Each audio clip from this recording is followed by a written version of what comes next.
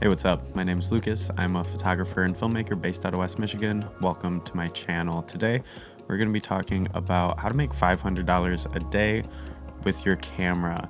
Now, this is a follow-up to a previous video that I made, which was from fired to freelance. So my goal in this is not to brag about how much money I've made with my camera, but to really help and encourage people that want to make a living doing photography. So this is going to pick up right where my fired to freelance video finished.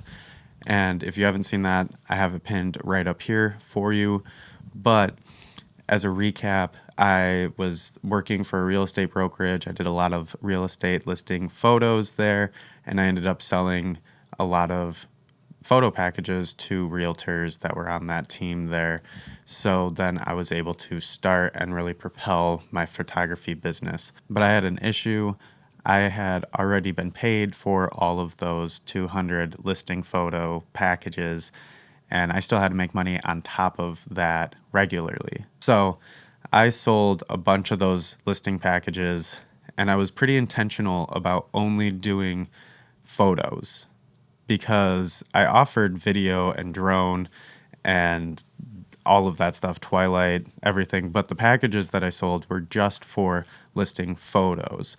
So when I would go out to shoot, I could still upcharge these additional items that the realtor wanted. Like if they needed a video, then I'm not totally out of luck. And a lot of the times I would be driving out to those locations and having drone photos, video, and drone video, and sometimes doing it at Twilight, all added onto it, and I was making like $300 or $400 on a listing package that I had already been paid for to do the photography.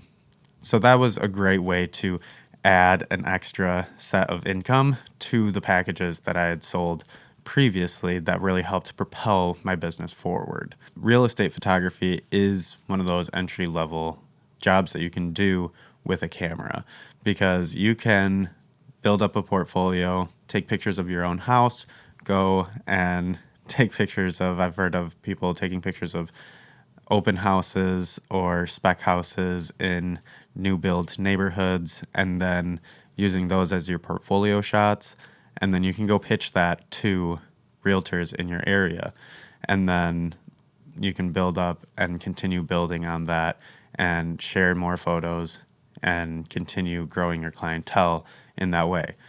Now, the barrier to entry in real estate's not super high, but there is a lot of money to be made there, but it is grunt work. It is difficult work to do. So you can do that, but one of the bigger things is at that point in my business, I needed to diversify, because you can do real estate photography and make $250 to $300 per listing, but it's a lot of work. And one of the things that those social media gurus and influencers don't tell you is, like, they always hit you with that flashy, like, make $300 in 20 minutes. And it's never like that. There's meetings, there's scheduling, there's the drive out to the listing, there's shooting, editing, delivering. One of the things for me, I'm super intentional while I was in that season of my business, I was super intentional about it being me, because my end goal was not to build one of those real estate photography businesses. My end goal was to use that as a propellant to get to the next level as a photographer myself. So that transition was through product photography. So I had connected with a client who needed a lot of product photography. They were a high-end audio equipment reseller, and they still sent out catalogs. And if you ever are looking for a good product gig, find a company that still sends out catalogs, because somebody's taking all those photos, right? And so as somebody like who shot predominantly real estate and product stuff, I grew up in the studio. I know how to light things. And so I was able to do that and make $50 an hour, and I set it out so that I would have 10-hour days, and they needed me as much as I could go in.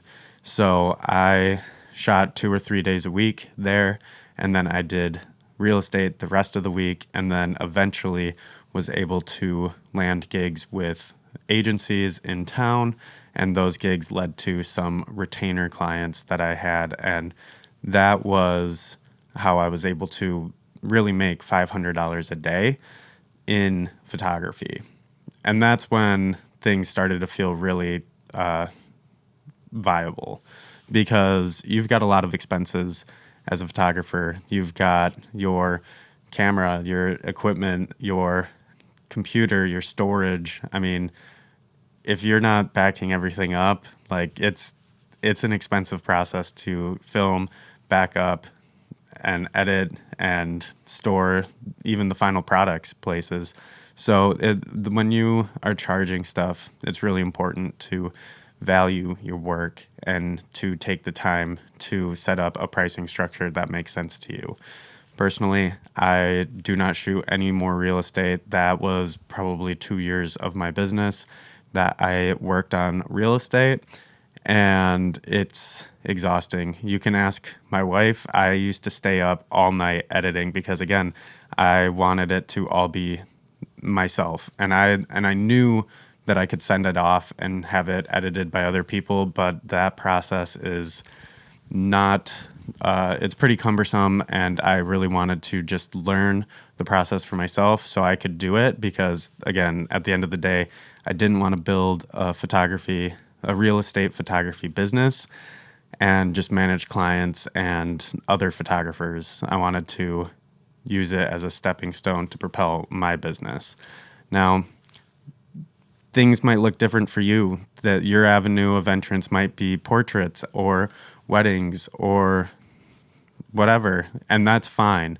But I think those principles can still transfer over to different sets of niches in photography, which is find something that will cover your barrier to entrance fee. For that, it was those listing packages, and then from there, diversify your business.